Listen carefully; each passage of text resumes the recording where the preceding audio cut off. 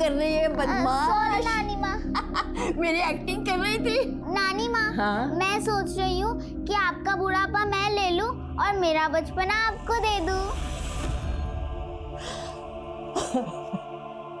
Sir लड़की out of danger है, लेकिन उसका सिर्फ रोड एक्सीडेंट नहीं हुआ है, बल्कि उसकी बॉडी पर कई बर्न मार्क्स भी और उसके वाउंड्स में स्टील और आयरन के टुकड़े भी गड़े हुए मिले। और उसके अलावा उसकी बॉडी पर कई पुराने घावों के निशान भी हैं, जिन्हें देख के लगता है कि बच्ची को काफ़ी पीटा जाता होगा। पुलिस स्टेशन के कोई साइन? नहीं सर, ऐसा कुछ नहीं है।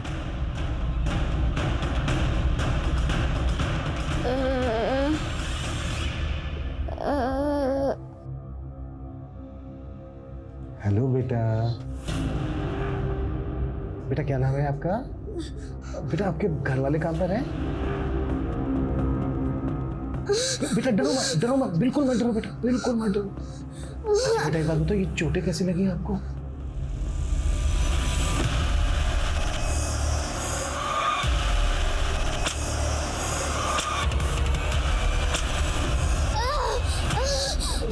प्लीज आप बाहर जाइए, प्लीज आप बाहर जाइए। इंजेक्शन लो।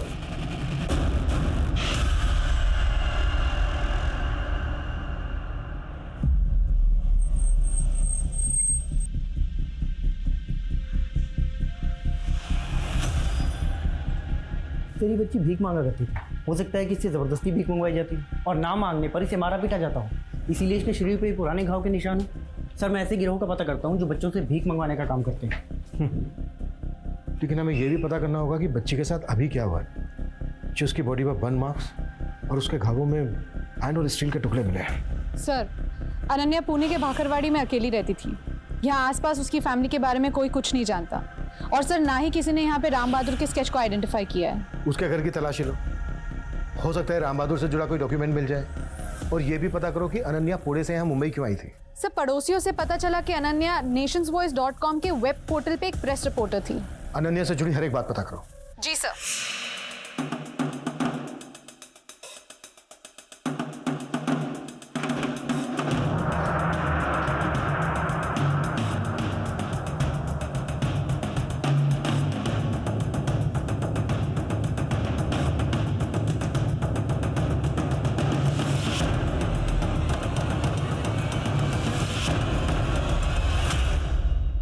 डॉक्टर का कहना है कि बच्ची के शरीर पे जो बर्न मार्क्स हैं वो 15 से 18 घंटे पहले है, और वो जो सिलेंडर ब्लास्ट हुआ था वो भी कोई 15 से 16 घंटे पहले हुआ था। और सर वो बच्ची हमें जहाँ मिली थी वहाँ से ब्लास्ट की लोकेशन लगभग आधा किलोमीटर ही दूर है।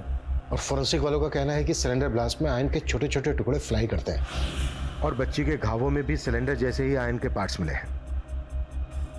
हो सकता है जब ये ब्लास्ट हुआ वो बच्ची वहीं पर मौजूद हो। वो बच्ची जहाँ जहाँ भीख मांगती थी पता करो, शायद वहाँ पे उस बच्ची को कोई पहचानता हो। Okay sir.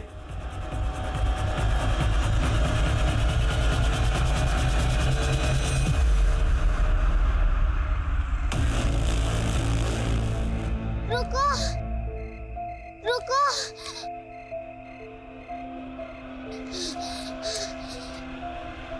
हेलो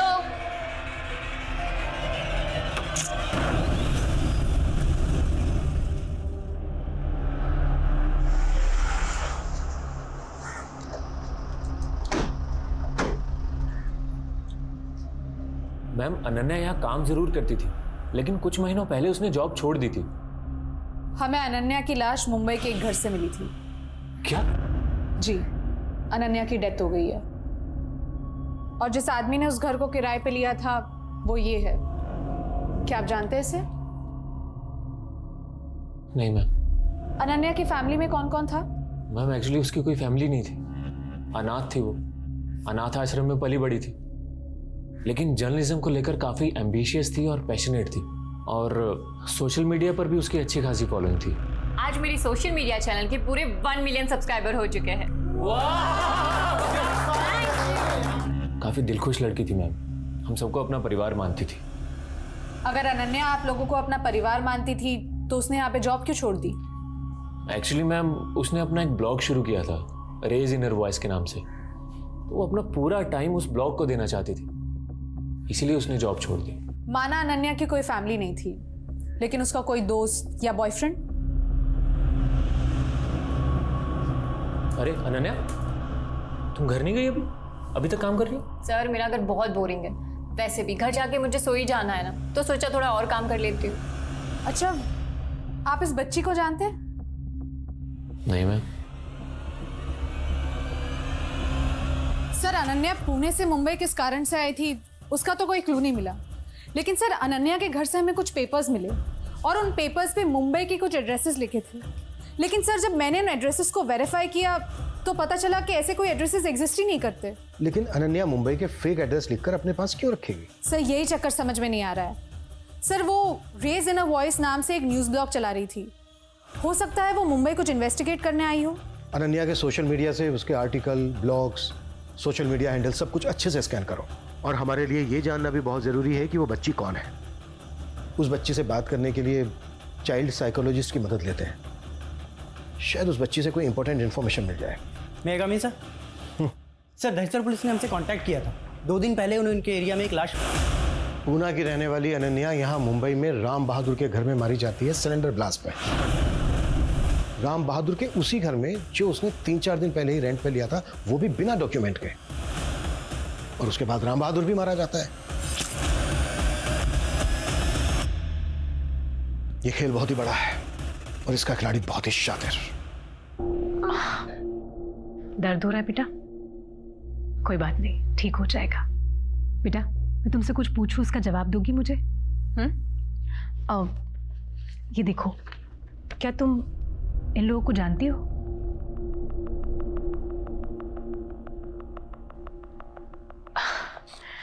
बेटा तुम्हें देखकर ऐसा क्यों लग रहा है कि तुम कुछ कहना चाहती हो लेकिन किसी के डर से छुप हो, कुछ कह नहीं पा रही हो? अच्छा कोई बात नहीं, चलो एक काम करते हैं। हाँ, तुम जो भी सोच रही हो ना, तुम मुझे लिख के बताओ। लिख तो सकती हो? तुम्हें लिखना आता है? हाँ चलो, तुम मुझे लिख के बताओ। चलो।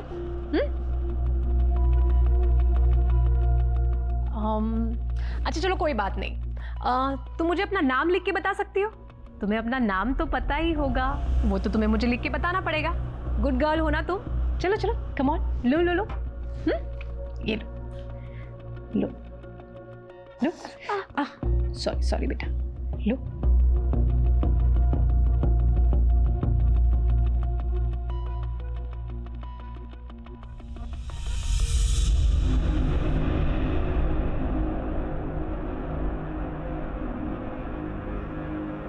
अरे वाह खुशी, तुमने तो इंग्लिश अल्फाबेट में लिखा है। मतलब तुम स्कूल में भी जाती हो, इंग्लिश मीडियम में पढ़ती हो? तो आज हमारी रचना ने स्कूल में क्या पढ़ाई की? नानी प्लीज, अब आप भी मम्मी की तरह बोरिंग सवाल कर रही हो। तो उस बच्ची का नाम खुशी है और वो बच्ची स्कूल भी जाती थी। उसने अपने स्कूल का नाम बताया कुछ? नहीं सर, इसके अलावा तो उसने और कुछ नहीं बताया। लेकिन सर इंग्लिश मीडियम में पढ़ने वाली बच्ची है, अच्छे परिवार की लगती है। अगर वो बच्ची एक अच्छे परिवार की थी तो मुंबई की सड़कों पर भीख क्यों मांग रही थी? क्या वो बच्ची चाइल्ड ट्रैफिकिंग का शिकार थी या उसकी कहानी का कोई और ही पहलू था? आखिर वो बच्ची पुलिस को कुछ बता क्यों नहीं रही थी? ऐसा कौन सा डर था जो उसे सता रहा था? और सबसे बड़ी बात ये थी कि वो उस साइट पर क्या कर रही थी जहां अनन्या सिलेंडर ब्लास्ट में मारी गई। अब इस छोटी सी बच्ची की असल पहचान जानने के लिए पुलिस ने सभी पुलिस हेडक्वार्टर्स में इसकी फोटो सर्कुलेट कर दी। साथ ही साथ अनन्या से रिलेटेड भी पूछताछ चल रही थी। सर ये अनन्या के ऑफिस की बाहर की फुटेज है, ब्लास्ट से कुछ दिन पहले की। और सर इस फुटेज में राम बहादुर भी नजर आ रहा है, अनन्या और उसके बॉस के साथ। एक मिनट, तुमने तो कहा था कि अनन्या के बॉस ने राम बहादुर को आइडेंटिफाई नहीं किया था। जी सर। पता करो अनन्या का बॉस क्या छिपा रहा है। सर वो बच्ची खुशी, उसे पुणे पुलिस ने आइडेंटिफाई किया है।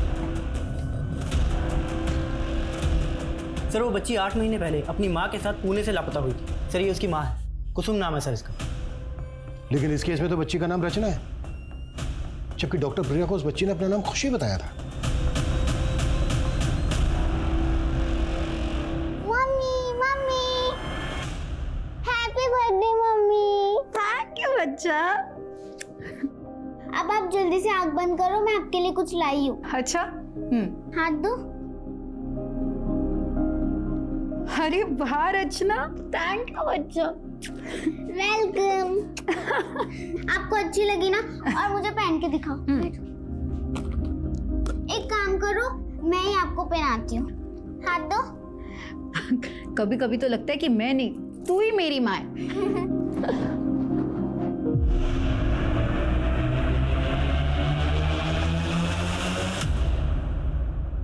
ये बच्ची हमें मुंबई में मिली थी। हमें पता चला कि ये वहाँ पर भीख मांगती थी, और हमें यह भी शक है कि मुंबई के घर में सिलेंडर ब्लास्ट के दौरान ये बच्ची वहीं पर मौजूद थी। ये अनन्या है और ये राम बहादुर। इन दोनों का इस मिसिंग केस से कोई कनेक्शन मिला था क्या? एक्चुअली ये केस सब इंस्पेक्टर विनय शिंदे हैंडल कर रहे थे और उन्होंने ये केस बंद कर दिया था। उनके यहाँ से ट्रांसफर हो गई। अब ये केस मैं स्टडी कर रहा हूँ। जहाँ तक हम लोगों ने इस केस को स्टडी किया है, उससे तो यही लग रहा है कि इस केस की कोई खास इन्वेस्टिगेशन हुई नहीं है। आपके यहाँ तो ये केस बंद हो गया है, लेकिन हमें इस बच्ची को इसके परिवार से मिलवाना है, और हमें यह भी पता लगाना है कि इस बच्ची की माँ पिछले 8 महीने से कहाँ गायब है। ये सिलेंडर ब्लास्ट के 3 दिन पहले की फुटेज है, लेकिन आपने तो कहा था कि अनन्या ने यहाँ पे महीनों पहले जॉब छोड़ दी थी, और इस सीसीटीवी फुटेज में आप और अनन्या दोनों इस राम बहादुर के साथ नजर आ रहे हैं। और उस दिन तो आपने राम बहादुर को पहचाना तक नहीं था। मैम मैं सच बोल रहा हूँ, मैं इस आदमी को जानता तक नहीं। हाँ, अनन्या जरूर आया करती थी जॉब छोड़ने के बाद मिलने के लिए कभी कभी। एक मिनट मैम, 1 मिनट रुकिए। ये फुटेज देखने के बाद मुझे थोड़ा थोड़ा याद आ रहा है कि ये आदमी उस दिन अनन्या से मिलने जरूर आया था। मैडम नमस्ते, 1 मिनट। वो एक्चुअली एक ही झलक देखी थी तो ज़्यादा याद नहीं रहा। मुझे लगा अनन्या का इन्फॉर्मर होगा, शायद उसको कुछ बताने आया होगा। अनन्या का इन्फॉर्मर? जी मैम, जैसे आप पुलिस वालों के इन्फॉर्मर्स होते हैं वैसे ही हम जर्नलिस्ट के भी इन्फॉर्मर्स होते हैं। लेकिन उस दिन इसकी अनन्या के साथ बात क्या हो रही थी वो मुझे नहीं पता, बट शायद अनन्या का इन्फॉर्मर ही था। अगर राम बहादुर अनन्या का इन्फॉर्मर था तो राम बहादुर ने अनन्या को क्या इन्फॉर्मेशन दी होगी, और राम बहादुर ने वो घर किस मकसद से रेंट पे लिया होगा जिसके सिलेंडर ब्लास्ट में अनन्या मारी गई? तुम्हारा नाम रचना है ना? फिर उस दिन खुशी क्यों बताया था? कोई बात नहीं। तुम्हारी माँ का नाम कुसुम है ना? हमें पता चला है बेटा कि तुम तुम्हारी माँ के साथ कहीं गई थी, फिर तुम्हारे साथ क्या हुआ, और तुम्हारी माँ कहाँ है?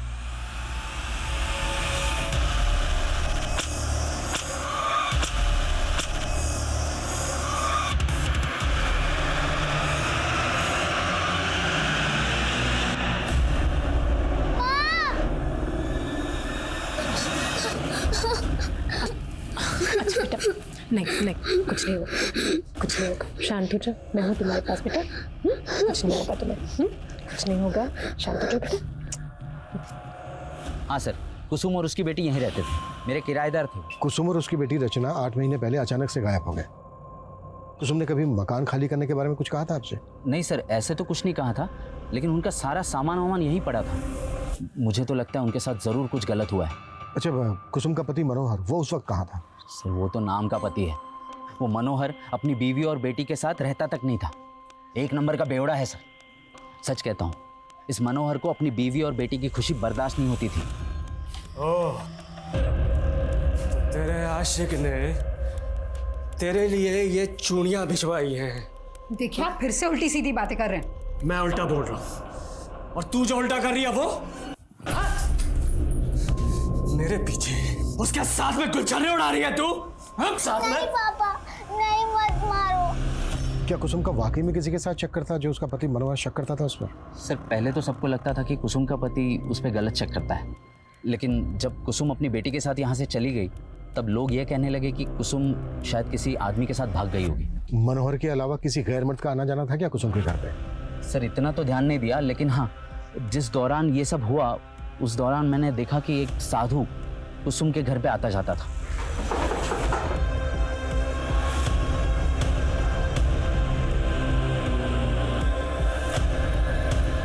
सर मुझे भी थोड़ा अजीब लगा कि आखिर कुसुम ने एक साधु को अपने घर के अंदर क्यों ले लिया। कौन था वो साधु? सर वो तो मुझे नहीं मालूम। कुसुम का पति मनोहर वो इस वक्त कहाँ है? सर सुना है कि वो सामंतवाड़ी में कहीं रहता है। जादव तुम सामंतवाड़ी जाओ, मनोहर के बारे में पता करो। सर। अभिषेक, प्रिया रचना को लेकर यहाँ पुणे उसकी पड़नानी के घर पहुंच रही है, हम वहां जा रहे हैं। सर।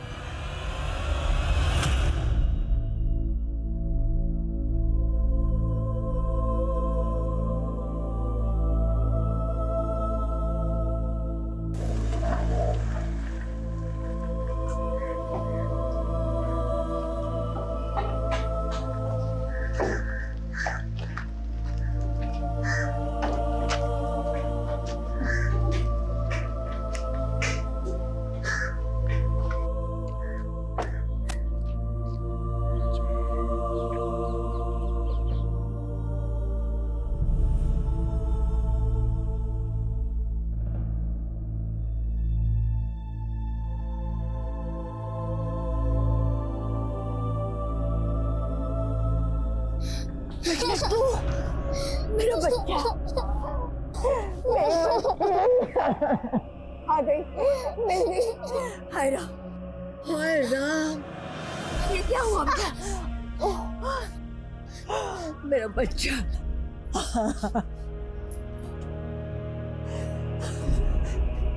अब तो आगे ना सब ठीक हो जाएगा। देखिए, हमने रचना से बात करने की काफी कोशिश की, लेकिन रचना अपनी माँ के बारे में हमें कुछ नहीं बता पा रही। जब आपने कंप्लेंट लिखवाई थी तो आपने लिखवाया था कि रचना और रचना की माँ कुसुम दोनों साथ में गायब हुए। जी, उस समय मैं उनके साथ नहीं थी। मैं भी रचना से पूछती हूँ। जी बेटा, उस दिन तेरी मम्मी और तेरे साथ क्या हुआ था जो तू मुंबई पहुंच गई? तेरी मम्मी का तो अभी तक अता पता नहीं है।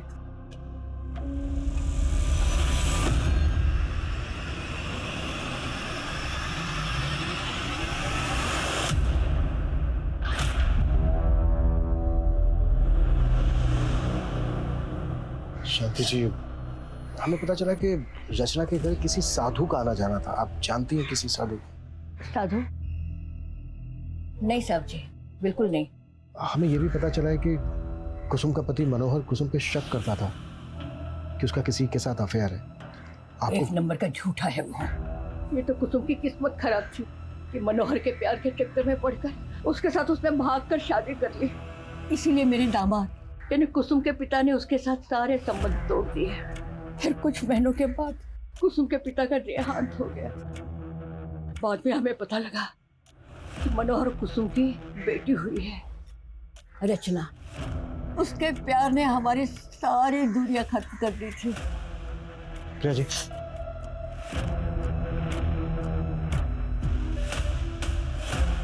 जब तक कुसुम नहीं मिल जाती तब तक हम रचना को आप ही के सुपुर्द कर रहे हैं।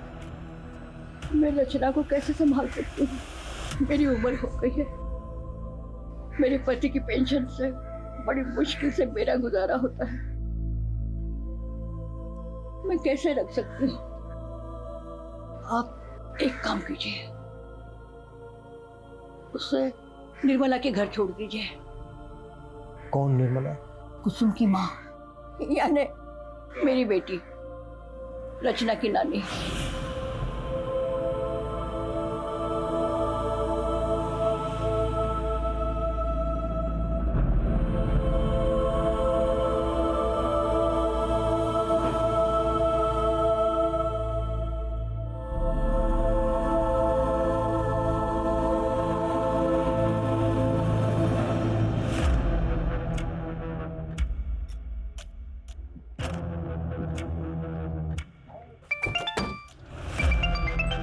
हाँ जादव। सर, कुसुम के पति मनोहर के घर पे तो ताला लगा हुआ है। पता करो वो कहाँ है। जल्द से जल्द थाने में हाजिर करो उसको। Okay sir. हमें निर्मला जी से मिलना है। यहाँ कोई निर्मला नहीं रहती। रचना, मेरी बच्ची नानी, ये सब क्या हो गया? कैसे जल गया बेटा? कैसे? आपने हमसे ये क्यों कहा कि यहाँ पे कोई निर्मला नहीं रहती? क्योंकि अब इसका नाम शगुप्ता है। साहब जी, कुसुम के पिता के देहांत के बाद मैंने मुरीद जी के साथ शादी कर ली थी और शादी के बाद इन्होंने, मेरा मतलब है कि मैंने अपना नाम शगुफ्ता रख लिया था। लेकिन कुसुम आपकी बेटी है और रचना आपकी नातिन। फिर भी आपके होते हुए इन दोनों की मिसिंग कंप्लेन आपकी मां शांति देवी ने करवाई। जब ये दोनों मिसिंग हुए थे, आप इनके कांटेक्ट में थी? कुसुम और रचना की फिक्रमंद तो मैं हमेशा रहती हूँ, लेकिन ये बच्ची मुझसे ज्यादा मेरी माँ के करीब थी। लेकिन उन्होंने रचना को अपने पास रखने से मना कर दिया। आप रचना की कस्टडी लेने के लिए तैयार हैं? नहीं साहब, हम इस बच्ची को अपने साथ नहीं रख सकते। क्यों?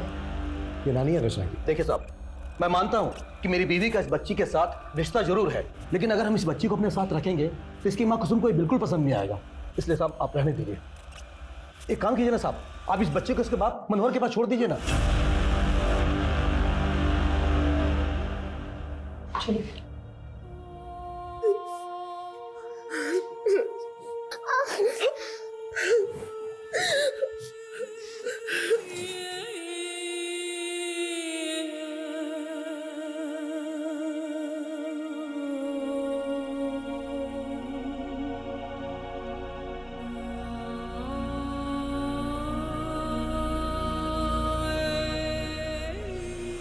सर मैंने कुसुम के 8 महीने पुराने कॉल रिकॉर्ड्स चेक किए, उसमें किसी साधु का नंबर नहीं मिला है और ना ही कोई ऐसा क्लू मिला है जिससे ये पता चले कि कुसुम किसी साधु के टच में थी। कुसुम का 8 महीने पहले फोन कहाँ पर बंद हुआ था? सर उसके घर वाले एरिया में 21 अक्टूबर को करीब 12 बजे के आसपास उसका फ़ोन स्विच ऑफ हुआ था और सर लगभग 11 बजे के आसपास कुसुम के पति मनोहर ने उसे लास्ट कॉल किया था। इस मनोहर के पास कुसुम और रचना को गायब करने का मोटिव तो है। सर जिस रात कुसुम गायब हुई थी उस रात मनोहर का एक बारटेंडर के साथ झगड़ा हुआ था। मारपीट के आरोप में पुलिस ने उसे अरेस्ट कर लिया था। सर अभी 1 महीने पहले ही रिहा हुआ है। कैसे भी करके पता करो कि अभी कहाँ है मनोहर। Okay sir. सर मैंने अनन्या द्वारा लिखी गई सभी आर्टिकल्स, सभी न्यूज़ रिपोर्ट्स को स्टडी किया। सर वो काफ़ी कंट्रोवर्शियल लिखती थी और इसी वजह से उसके बॉस ने उसे जॉब से निकाल दिया। बॉस के खिलाफ मिला कुछ? सर फिलहाल तो कुछ नहीं, लेकिन सर ये एक आर्टिकल है जो मेरा ध्यान खींच रहा है, जो अनन्या ने 8 महीने पहले लिखा था। और सर इस आर्टिकल में मेंशन्ड है कि अनन्या को पुणे की सड़क पे एक बच्ची मिली थी। सर अनन्या ने उसे पूना के उसी एनजीओ में भर्ती किया जहां वो खुद पली बड़ी थी। सर ये देखिए, उस आर्टिकल में इस लड़की की फोटो भी है, लेकिन अनन्या ने उसका चेहरा ब्लर कर दिया है। कहीं ऐसा तो नहीं है कि ये जो बच्ची है ये रचना ही है? क्योंकि रचना भी 8 महीने पहले अपनी माँ कुसुम के साथ पुणे से गायब हुई थी। एक काम करते हैं, एनजीओ वाले से मिलते हैं जहां पर अनन्या पली बड़ी थी।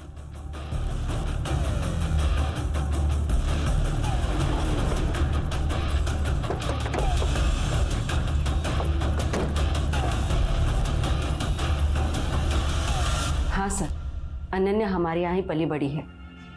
बहुत दुख हुआ ये सुनकर कि अनन्या अब इस दुनिया में नहीं है। 8 महीने पहले अनन्या एक बच्ची को लेकर आई थी यहाँ पर। उस बच्ची को लेकर अनन्या ने एक आर्टिकल भी लिखा था। ये वो बच्ची? नहीं सर, वो तो पल्लवी थी जो 8 महीने से हमारे एनजीओ में ही रह रही है।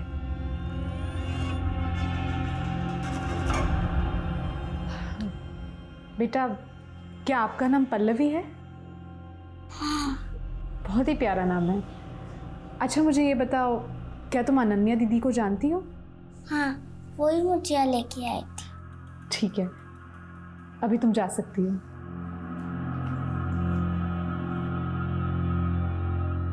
संजना जी इस आदमी को जानती हैं? जी नहीं, हम नहीं जानते। सर आपको क्या लगता है, ये रचना और अनन्या का वाकई में कोई कनेक्शन हो सकता है? हो सकता है ना हो, पर हम इसको रूल आउट भी नहीं कर सकते। हमारे लिए सबसे ज्यादा पता लगाना ये जरूरी है कि रचना पुणे से मुंबई कैसे है, पिछले 8 महीने से उसकी माँ कुसुम कहाँ गायब, कि राम बहादुर कौन और अनन्या को क्यों और किस मकसद से मारा गया। जी सर। हाँ जादव। सर मनोहर का पता चल गया। साहब मैं सच कह रहा हूँ, मुझे नहीं पता कुसुम कहाँ पर है साहब। साहब मेरी बात सुनिए साहब, कुसुम और रचना के गायब होने के काफी समय पहले मेरा उसके साथ में तलाक हो चुका है साहब। मुझे तो उनके बारे में पता भी तब चला था जब मैं जेल में था। लेकिन कुसुम के गायब होने से पहले कुसुम की आखिरी बार तेरे से बात हुई थी 21 अक्टूबर रात 11 बजे। कुसुम ने तुझे कॉल किया था? हाँ किया था। उस समय मैं बार में बैठा दारू पी रहा था। मैं खुद हैरान था कि तलाक के इतने समय के बाद मुझे फोन क्यों कर रही हो। हाँ बोल, क्या काम है? कुसुम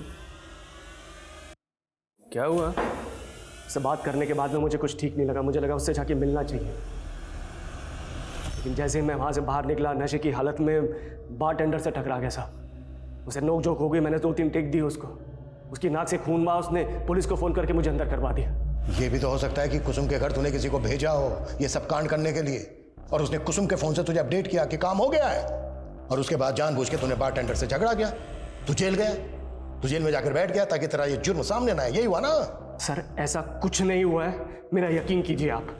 तो शक करता था कुसुम पे कि कुसुम का किसी के साथ अफेयर है? वो तो था, मुझे पता था उसका अफेयर चल रहा है उस रजत के साथ में। कौन रजत? एक सेल्समैन है। ये 2 रखो आप, मैं और देता हूँ। हाँ? अरे नहीं नहीं, इतने में हो जाएगा बस। कितने हुए इसके? अरे आपसे पैसे लूंगा क्या? आप ये प्रोडक्ट यूज करो, आपके लिए फ्री है। अंतर अपना ये नाटक और निकाले यहाँ से, निकाले यहाँ से। और तू बता, तेरे को अपना सामान फ्री में क्यों दे रहा है ये? बोल क्या चल रहा है तेरा इसके साथ में? उस दिन के बाद भी मैंने रजत को कई बार कुसुम के साथ देखा था। तू रचना के बारे में कोई बात नहीं कर रहा? तू बाप है उसका, बेटी है वो तेरी। उसको पालना पोसना तेरा फर्ज बनता है, तेरी जिम्मेदारी बनती है। साहब, मैं अपनी नशे की हालत से वैसे ही परेशान हूँ। नशा मुक्ति केंद्र जाने की सोच रहा हूँ, मैं कैसे पाल पाऊंगा उसको? ये ये लो। अच्छा बेटा, मुझे एक बात बताओ, तुम्हारे घर पे कोई साधु आता था?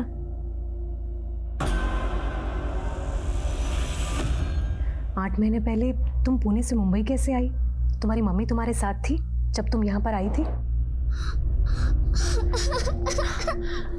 रो मत बेटा, तुमने देखा था तुम्हारी माँ को?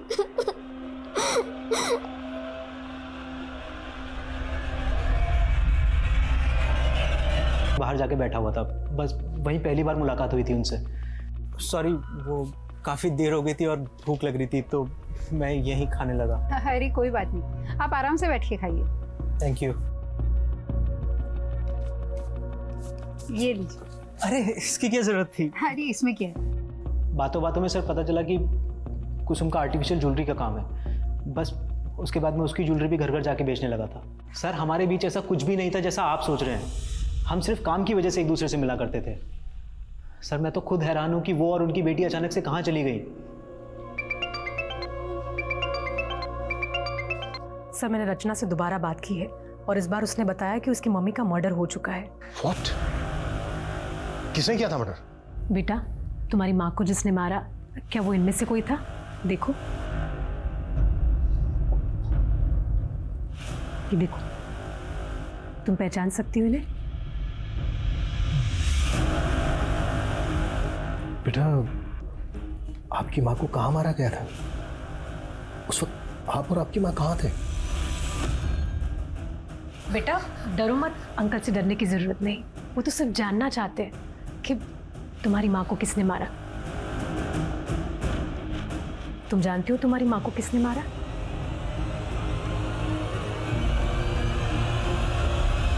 पुलिस वाले ने मारा।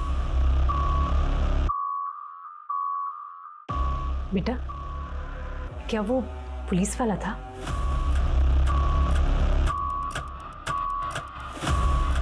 माना हम एक ट्रॉमेटाइज बच्ची की बातों पर पूरी तरह से यकीन नहीं कर सकते, पर एक बार को अगर हम मान लें कि कातिल कोई पुलिस वाला ही है, तो फिर वो कौन होगा? जनरल जी, मैंने कुसुम के कॉल रिकॉर्ड चेक किए तो उसमें मुझे पुणे के सब इंस्पेक्टर विनय शिंदे का पर्सनल नंबर मिला। कुसुम और रचना के गायब होने के 2-3 दिन पहले उनकी विनय शिंदे से बात हुई थी। अब कुसुम का वो इन्वेस्टिगेटिव ऑफिसर था, इसलिए मैंने उतना ध्यान नहीं दिया। इसका मतलब यह है कि कुसुम को वो उसके गायब होने के पहले से ही जानता था। एक बार मिलना पड़ेगा इस विजय शिंदे से। देखिए, उनके गायब होने से पहले कुसुम ने एक बार अपने पति मनोहर की कंप्लेंट दर्ज करवाई थी। मनोहर उससे मारपीट करता था और मैंने उसे वार्निंग देकर छोड़ दिया था और कुसुम को अपना नंबर देकर बोला कि ऐसा कुछ हो तो वो मुझे फोन करे। तुम दोनों की सिर्फ इसी वजह से बातें होती थी? आप तो उल्टा ही मतलब निकाल रहे। कुसुम और उसकी बेटी रचना के गायब होने के बाद तुमने सिर्फ नाम की इन्वेस्टिगेशन की थी। आपको मालूम भी है अपने पति की मारपीट की कंप्लेंट लिखवाते वक्त उसने मुझे क्या बोला था?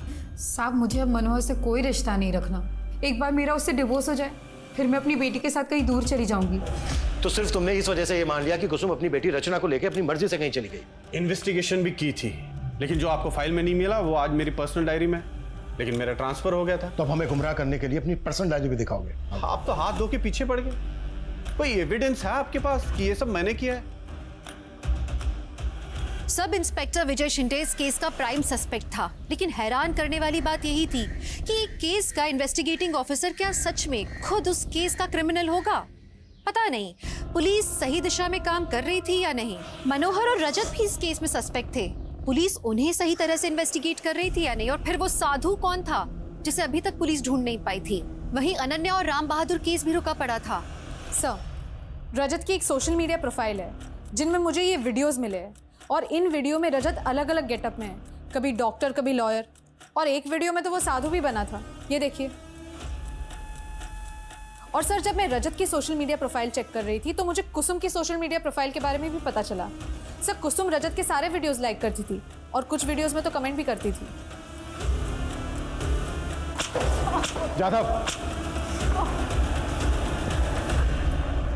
फैंसी ड्रेस का बहुत शौक है तुझे? सोशल मीडिया चेक किया हमने तेरा, बहुत सारे वीडियोस हैं तेरे अलग अलग गेटअप में। हाँ, तो मैं समझा नहीं सर। समझाए? वो सारे के सारे वीडियो उस घर में बने हैं जहां पर कुसुम अपनी बेटी रचना के साथ रहती थी। अलग अलग गेटअप में मिलने जाता था तो कुसुम से। सर वो सब मैं कुसुम को खुश रखने के लिए करता था। सर मनोहर ने उसकी जिंदगी बर्बाद करके रखी हुई थी। मैं बस कुसुम की जिंदगी में कुछ रंग लेकर आना चाहता था। तू कुसुम की जिंदगी में रंग नहीं लाया, बल्कि तूने कुसुम की जिंदगी बेरंग कर दी, मार डाला उसको। नहीं सर, मैंने ऐसा कुछ भी नहीं किया है। मैं कुसुम से प्यार करता था सर। प्यार करता था तो कुसुम के डिवोर्स के बाद तू उससे शादी भी करना चाहता होगा, है ना? तो तुम्हारा डिवोर्स भी हो गया है कुसुम, वो हम शादी कर लेते हैं। नहीं रजत, मैं अब किसी की पत्नी नहीं बनना चाहती। हम दोस्त हैं, हम दोस्त ही रहेंगे। दोस्त? तुमने कहा था तुम शादी करोगी मुझसे, अब मुकर क्यों रही हो? हाँ, चिल्लाओ मत। मैंने कहा ना मैं तुमसे अभी शादी नहीं करना चाहती हूँ। अच्छा, तो इतने दिनों से घुमा रही हो तुम मुझे, या कोई और मिल गया है? तुम मेरे बारे में इतना गंदा सोचोगे ये मुझे पता ही नहीं था। तुम निकलो यहाँ से, निकलो और आइंदा अपनी शक्ल में दिखाना मुझे। और इस सब का बदला लिया तूने, उसे खत्म करके। नहीं सर, ऐसा कुछ भी नहीं है सर। एक मिनट सर, अनन्या और खुशी का कनेक्शन मिल गया है और ये भी पता। सर क्या हुआ? सर क्या हुआ? आ जाओ शाबाश, आ जाओ। एनजीओ की आड़ में बेकरी रैकेट चला रहे थे तुम लोग, और तुम्हारा ये असिस्टेंट। इसकी एक एक एक्टिविटीज पे नजर थी हमारी, सब पता कर लिया हमने तुम लोगों के बारे में। राम बहादुर भी तुम्हारा ही आदमी था ना? जी सर। बेटा आपका नाम क्या है? एक्चुअली ये बहुत ज़्यादा सदमे में है, अपने बारे में कुछ भी नहीं बता पा रही है, लेकिन मैंने इसका एक नाम रखा है, खुशी। अनन्या उस बच्ची को हमारे एनजीओ में भर्ती करा कर वापस चली गई थी, और हमने भी उस बच्ची को सारे बच्चों के साथ भीख मंगवाने के लिए भेज दिया। और फिर कुछ दिनों के बाद अनन्या वापस आई। वो खुशी से मिलना चाहती थी। अनन्या तुम टेंशन मत लो, उसे एक अच्छी फैमिली ने अडॉप्ट किया है। सच में वो बहुत लकी है जो तुम उसे यहाँ ले आई। अनन्या हमें पूछने लगी कि उस खुशी को किसने अडॉप्ट किया है। उस दिन तो हमने जैसे तैसे टाल दिया था, पर उसे हम पर शक हो गया था, और मेरी एब्सेंस में मेरे स्टाफ को रिश्वत देकर खुशी और दूसरी बच्चियों के एडॉप्शन पेपर चेक करना चाहती थी। और जतिन ने मुझे सब कुछ बता दिया। वो हमारा भांडा फोड़े, इससे पहले हमने सोचा कि हमें उसे रास्ते से हटा देते हैं। और राम बहादुर ने अनन्या को वो पेपर देकर कहा कि एनजीओ से ये सारे फेक एड्रेस मिले हैं। फिर एक दिन राम बहादुर ने घर किराए पे लिया और अनन्या को वहां बुलाया। और फिर राम बहादुर को इस जतिन के हाथों मरवा दिया।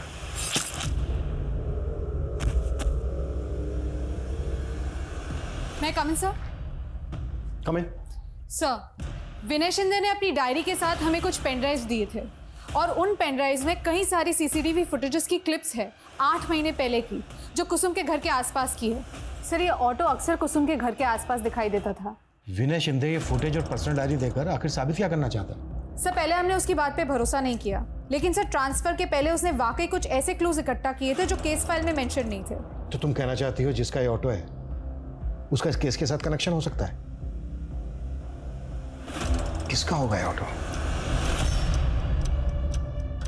साहब, आपको कुछ गलतफहमी हुई है, वो मेरा ऑटो नहीं है। तेरे बारे में सब कुछ पता कर लिया हमने। कुसुम की माँ ने बताया हमसे, तेरा बाप मुरीद तेरी शादी कुसुम से करवाना चाहता था। मनोहर ने तो तुम्हें कभी खुश रखा नहीं, लेकिन मेरा बेटा तुम्हें बहुत खुश रखेगा। शादी कर ले इससे। अरे आप क्यों मेरे पीछे पड़ गए? आपने मेरी माँ से शादी कर ली ना, उनको संभालिए। दोबारा मुझे अपने बेटे से शादी करने के लिए मत कहना। बहुत घमंड था साहब उसको खुद पे, लेकिन मैं उसको पाना चाहता था। हमेशा उसके घर के आसपास चक्कर लगाता था। मैं फिर भी वो असलम की मंशा को नहीं पहचान पाई। उसने गलती की उसे अपने घर में दाखिल करने की, और जिसकी गाज गिरी उसकी बेटी रचना पर।